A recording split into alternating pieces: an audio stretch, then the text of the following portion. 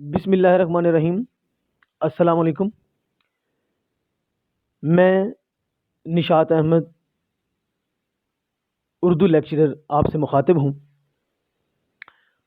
پچھلے لیکچر میں ہم نے حسرت موہانی کی غزل نمبر 1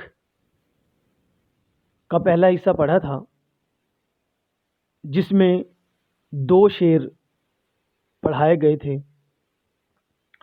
آج ہم اسی غزل کا دوسرا حصہ پڑھنے جا رہے ہیں۔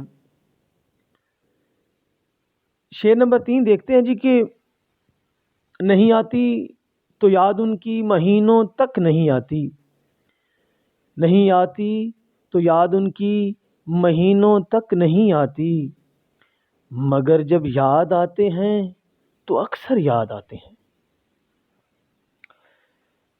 اس شعر میں دیکھیں جی کہ مہینوں تک، کئی مہینوں تک اکثر یاد ہونا، بہت یاد آنا۔ مفہوم دیکھتے ہیں جی کہ ویسے تو محبوب کی یاد مہینوں تک نہیں آتی، مگر جب آتی ہے تو مسلسل آتی رہتی ہے۔ رئیس المتغزلین، جدید غزل کے امام شاعر،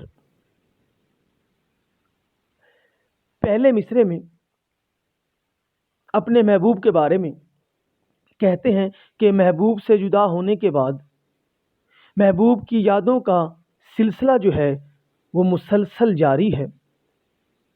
اب تو کئی دن ہنستے نہیں ہیں، یہاں تک کہ مہینوں گزر جاتے ہیں اور محبوب کی یاد تک نہیں آتی۔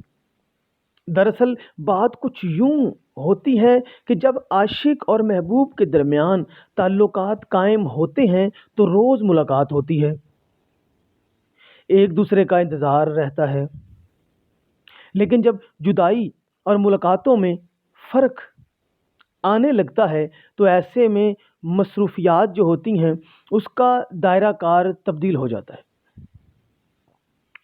انسان کے راستے بدل جاتے ہیں، نئے دوست بن جاتے ہیں۔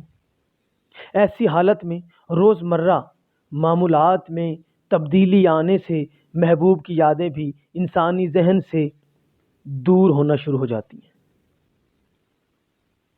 ایسے میں کبھی کبھار محبوب کی یاد آتی ہے۔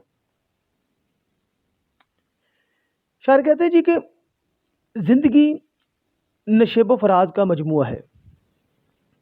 ایک وقت وہ تھا جب کسی کے بغیر زندگی کا تصور بھی نہیں تھا، آج انہی کے بغیر مہینوں گزر جاتے ہیں اور ان کی یاد تک نہیں آتی۔ یہی جو ہے زندگی کا ایک حسن ہے کہ ایک وقت میں انسان یہ سوچ رہا ہوتا ہے کہ محبوب کے بغیر زندگی کیسے گزر سکے گی، کیسے گزاروں گا میں اس کے بغیر زندگی۔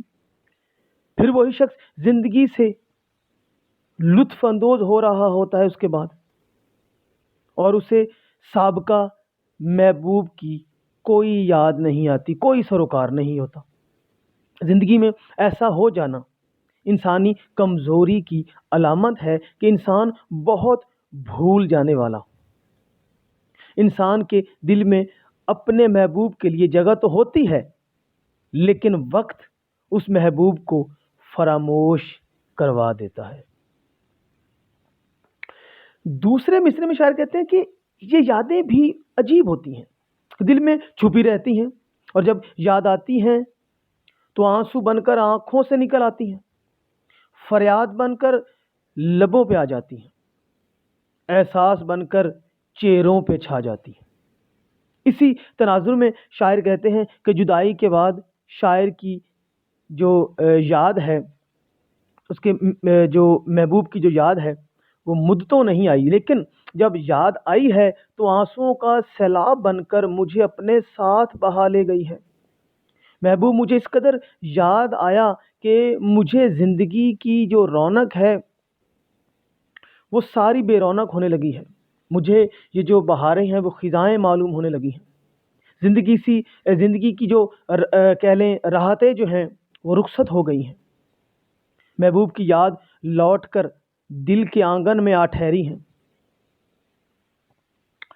تو اس لیے یہاں پہ شاعر جو ہے اپنے ماضی کو یاد کر کے اپنے محبوب کی یادوں کو گلے لگا کے بیٹھا ہے اور اسے بھلائے نہیں بھول رہی۔ تو اس کے حوالے کے شعر دیکھیے جی کہ پروین شاکر صاحبہ کہتی ہیں کہ عشق نے سیکھ ہی لی وقت کی تقسیم کے اب، عشق نے سیکھ ہی لی وقت کی تقسیم کے اب، وہ مجھے یاد تو آتا ہے مگر کام کے بعد۔ ایک اور شعر دیکھتے ہیں جی کہ دنیا نے تیری یاد سے بیگانہ کر دیا، فیض کا شعر کہ دنیا نے تیری یاد سے بیگانہ کر دیا، تجھ سے بھی دل فریب ہیں غم روزگار کے۔ شعر نمبر 4 دیکھتے ہیں جی کہ حقیقت کھل گئی حسرت تیرے ترک محبت کی، حقیقت کھل گئی حسرت تیرے ترک محبت کی، تجھے تو اب وہ پہلے سے بھی بڑھ کر یاد آتے ہیں۔ حقیقت کھل گئی، اصل بات سامنے آ گئی، ترک محبت، محبت چھوڑ دینا، بڑھ کر یاد آنا، پہلے سے زیادہ یاد آنا۔ مفہوم دیکھیے گا کہ اے حسرت، کیا یہی ترک محبت ہے کہ محبوب تو اب تمہیں پہلے سے بھی زیادہ بڑھ کر یاد آنے لگا ہے؟ تشریح دیکھتے ہیں جی کہ یہاں پہ معروف شاعر حسرت موہانی اپنی غزل کی اس جو ہے وہ شعر میں مصر اولی میں اپنے آپ سے مخاطب ہیں کہ اے حسرت، تیرا جو دعویٰ تھا کہ تو نے محبوب کو چھوڑ دیا ہے، اس کی حقیقت کھل کر سامنے آ گئی ہے، یعنی تو نے اپنے محبوب کو زبانی طور پر چھوڑا ہے، لیکن تمہارا دل اب بھی ذکر محبوب سے آباد ہے۔ تیرا یہ کہنا کہ تو نے محبوب کے ساتھ تعلقات ختم کر ڈالے آج غلط ثابت ہو گئے ہیں، کیونکہ ترک تعلق سے قبل تو محبوب کا نام لینے سے ہچکچاتا تھا۔ تو یہ چاہتا تھا کہ کسی کو تیرے محبوب کے بارے میں علم نہ ہو جائے، لیکن آج ترک تعلق کے باوجود اس کے بعد تو بات بات میں محبوب کا حوالہ دیتا ہے۔ آج تو محبوب کا نام لینے سے جو ہے وہ تھکتا نہیں ہے، جھجکتا نہیں ہے، مختلف ہیلے بہانوں سے دنیا کو بتاتا تھا، وہ ایسا تھا، وہ یہ کہتا ہے، اس کا انداز تکلم ایسا تھا۔ یہ ساری باتیں اس بات کی گواہی ہیں، ثبوت ہیں، دلیل ہیں یہ کہ تو نے اپنے محبوب کو دل سے نہیں بھلایا۔ دوسرے مصرے میں شاعر کہتے ہیں کہ آج تیری زبان پر محبوب کا ذکر بہت بڑھ گیا ہے، تجھے پہلے کی نسبت محبوب اب زیادہ یاد آتا ہے۔ جب تک تو محبوب کے ساتھ رہتا تھا تو تیری خواہش ہوتی تھی کہ کسی کو تیرے محبوب کے بارے میں علم نہ ہو سکے، تو کسی کے سامنے اپنے محبوب کا تذکرہ نہیں کرتا تھا، کہ تجھے اپنے سے زیادہ محبوب کی رسوائی کا ڈر تھا، تجھے محبوب کی عزت اپنی عزت سے بھی زیادہ عزیز تھی۔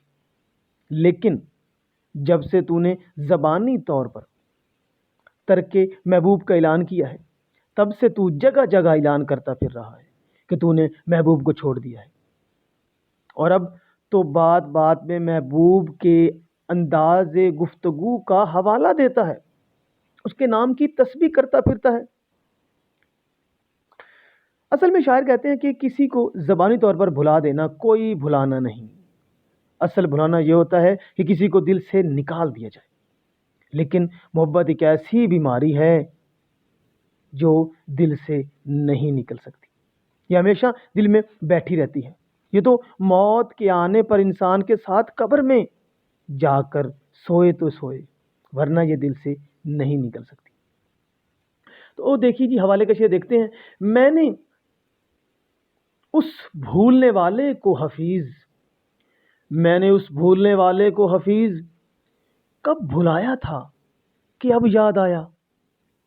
ایک اور دیکھیے، ایک مدت سے تیری یاد بھی نہ آئی ہمیں، اور ہم بھول گئے ہوں تجھے ایسا بھی نہیں۔ تو بچوں، آج جو ہے جو غزل ہم نے پچھلے لیکچر میں جس کے 2 شعر پڑھے تھے، آج اس کے 2 شعر پڑھے اور یہ غزل مکمل ہو گئی ہے۔ اگلے لیکچر میں کسی اور ٹاپک کے ساتھ پھر حاضر ہوتے ہیں۔ اللہ حافظ۔